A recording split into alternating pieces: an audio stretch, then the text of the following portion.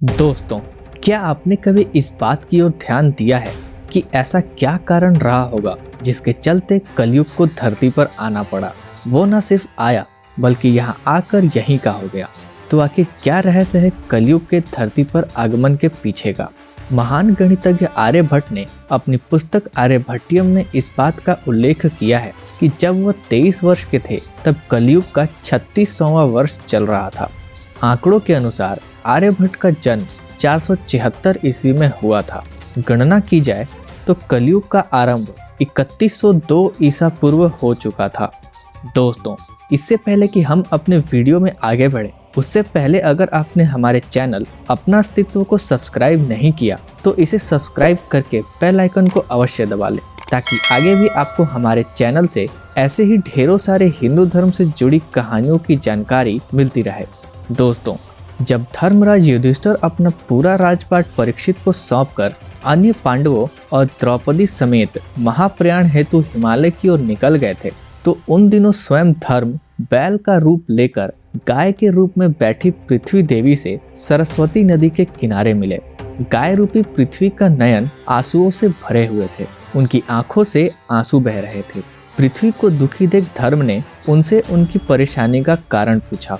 धर्म ने कहा, हे देवी, तुम ये देखकर तो नहीं रो रही कि मेरा बस एक पैर है, या तुम इस बात से दुखी हो कि अब तुम्हारे ऊपर बुरी ताकतों का शासन होगा। इस सवाल पर पृथ्वी देवी बोली, हे धर्म, तुम तो सब कुछ जानते हो, ऐसे में मेरे दुख का कारण पूछने से क्या लाभ। सत्य, पवित्रता, क्षमा, दया, संतोष, त्याग, शास्त्र विचार, ज्ञान, अहंकारहीनता आदि गुणों के स्वामी भगवान श्री कृष्ण के स्वधाम जाने की वजह से कलयुग ने मुझ पर कब्जा कर लिया है। पहले भगवान श्री कृष्ण के चरण मुझ पर पड़ते थे, जिसकी वजह से मैं खुद को सौभाग्यशाली मानती थी, परंतु अब ऐसा नहीं है। अब मेरा सौभाग्य समाप्त हो गया है।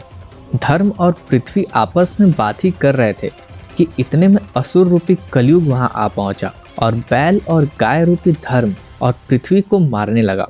तभी राजा परीक्षित वहां से गुजर रहे थे। जब उन्होंने ये दृश्य अपनी आंखों से देखा तो वो कलयुग पर बहुत क्रोधित हुए। अपने धनुष पर बाण रखते हुए राजा परीक्षित ने कलयुग से कहा, दुष्ट पापी, तू कौन है? इन निरीह गाय तथा बैल को क्यों सता रहा है? तू महान अपराधी है, तेरा अपराध क्षमा योग्य नहीं है, तेरा वध निश्चित है। राजा परीक्षित ने बैल के स्वरूप में धर्म और गाय के स्वरूप में देवी पृथ्वी को पहचान लिया। राजा परीक्षित ने उनसे कहा, हे वृषभ, आप धर्म के मर्म को भली भांति जानते हैं, इसलिए आप किसी के विषय में गलत न कहते हुए अपने ऊपर अत्याचार करने वाले का नाम भी नहीं बता रहे हैं। हे धर्म, सतयुग में आपके तप, पवित्रता, दया और सत्य 4 चरण थे। त्रेता में 3 चरण रह गए, द्वापर में 2 ही रह गए, और अब इस दुष्ट कलयुग के कारण आपका एक ही चरण रह गया है। पृथ्वी देवी भी इस बात से दुखी हैं। इतना कहते ही राजा परीक्षित ने अपनी तलवार निकाली और कलयुग को मारने के लिए आगे बढ़े। राजा परीक्षित का क्रोध देखकर कलयुग कांपने लगा। कलयुग भयभीत होकर अपने राजसी वेश को उतारकर राजा परीक्षित के चरणों में गिर गया और क्षमा याचना करने लगा।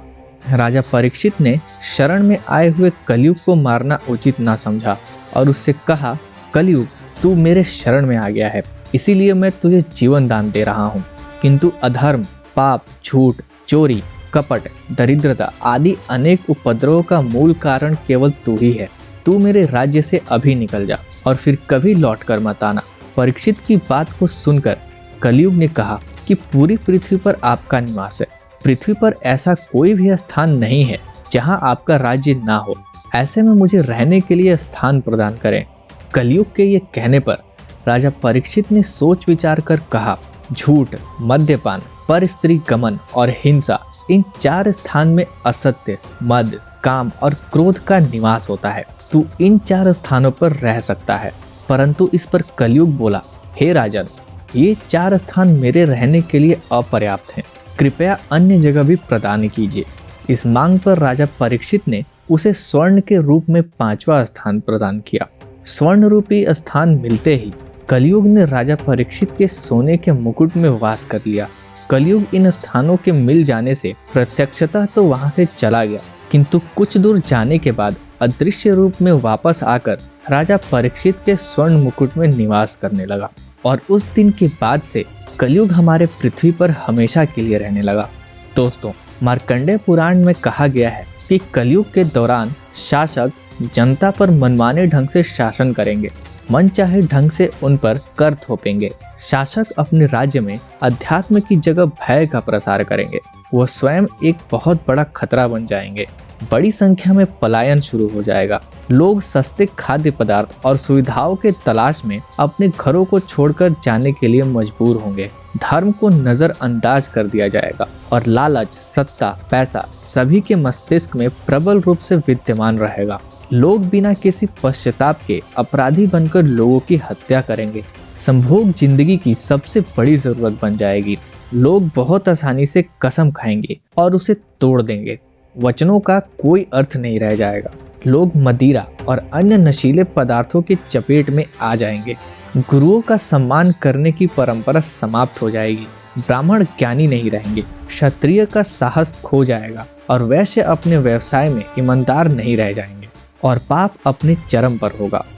तो दोस्तों, आप इस कलयुग के बारे में क्या सोचते हैं? हमें कमेंट करके अवश्य बताएं।